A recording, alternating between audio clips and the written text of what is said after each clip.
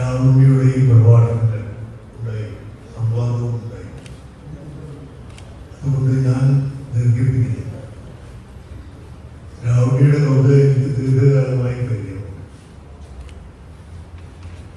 അഭിമാനി വാരികയുടെ മുദ്രാന്തിയുടെ എന്ന അവസരത്തിൽ മാത്രമല്ല, എത്രയോ പതിറ്റാണ്ടുകളായിട്ട് പരിചയമുണ്ട് രാഹുലിയുടെ കൗതുകം. അന്നും ഇന്നും രാഹുലിയുടെ കൗതുകളെ പറ്റി എനിക്ക് പറയാനുള്ള വളരെ പ്രധാനപ്പെട്ട ഒരു കാര്യം, പ്രധാനപ്പെട്ടതാണെന്ന് എനിക്ക് തോന്നുന്ന ഒരു കാര്യം, രാഹുലിയുടെ ഭാഷ.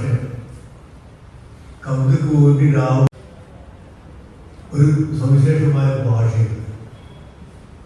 ഒരു ചെറിയ കവിതയുടെ വരികളെല്ലാം എനിക്ക് ഓർമ്മയില്ല. വീട്ടിലേക്ക് ആവശ്യമായ സൗകര്യങ്ങളെല്ലാം ഉണ്ട്. കിച്ചണുണ്ട്, സ്റ്റോർ റൂമുണ്ട്, അറ്റാച്ച്ഡ് ബാത്റൂമുണ്ട്, ഇതൊക്കെ ഉണ്ട്. പക്ഷെ എന്നിട്ടും എന്തുകൊണ്ടാണ് ഈ മാളിക ഒരു വീടായി മാറാത്തത് എന്ന അർത്ഥത്തിലുള്ള ഒരു ചെറിയ കവിത ഞാൻ ഓർമ്മിക്കുന്നു.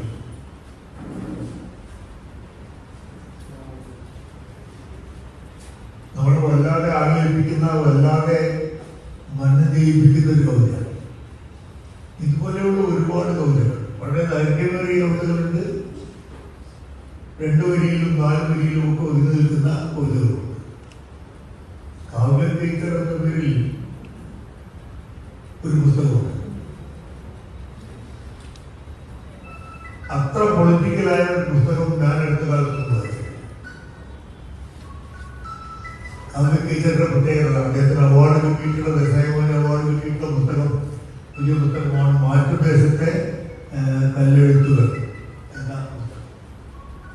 അതുപോലെ തന്നെ കറുത്തവറ്റെ എന്ന രാഹുലിയുടെ കവിതകൾ എന്ന ഈ പുസ്തകങ്ങളിലെല്ലാമുള്ള കവിതകൾ ഇതുപോലെ ശക്തമായിട്ടുള്ള കവിതകളാണ്. ഞാൻ നിരൂപിക്കുന്നില്ല. ഈ പരിപാടിയിൽ അധ്യക്ഷത വഹിക്കുന്നത് പി രാജഗോപാൽ മാഷാണ്. പി രാജഗോപാൽ മാഷ് രാഹുലിയുടെ കവിതകൾ നന്നായിട്ട് പഠിച്ചിട്ടുള്ള ഒരാളാണ്. ഒരു പുസ്തകത്തിന് അദ്ദേഹത്തിന്റെ ഔദാര്യമുണ്ട്. ഈ അവാർഡ് കിട്ടിയ കാവ്യസമാഹാരത്തിന്റെ ഔദാരിക രാജഗോപാൽ മാഷാണ്. അല്ലാതെ രാജഗോപാൽ മാഷ് മലയാളത്തിലെ തലയെടുപ്പുള്ള നിരൂപകരാണ്. രാജഗോപാൽ മാഷ് വളരെ സന്തോഷത്തോടുകൂടി ഈ പരിപാടിയുടെ അധ്യക്ഷ സ്ഥാനത്തേക്ക് സ്വാഗതം ചെയ്യുക. രാഹുലിയാണ്. രാഹുലി അക്കാദമിയുടെ ജനറൽ കൗൺസിൽ മെമ്പറാണ്. മറ്റു തരത്തിൽ നമുക്കെല്ലാം പ്രിയങ്കരനാണ്. കാവ്യശിക തുടങ്ങിയിട്ടുള്ള സോഷ്യൽ മീഡിയ ഗ്രൂപ്പുണ്ട്. ഇതിലൊക്കെ ജനങ്ങൾക്കിടയിലുള്ള ആളുകളാണ്. അതുകൊണ്ട് തന്നെ രാഹുലിയെ സംബന്ധിച്ച് അധികം പറയുന്നതിൽ യാതൊരു അർത്ഥമില്ല. രാഹുലിയെ ഹൃദയപൂർവ്വം ഞാൻ ഈ പരിപാടിയിലേക്ക് സ്വാഗതം ചെയ്യുന്നു.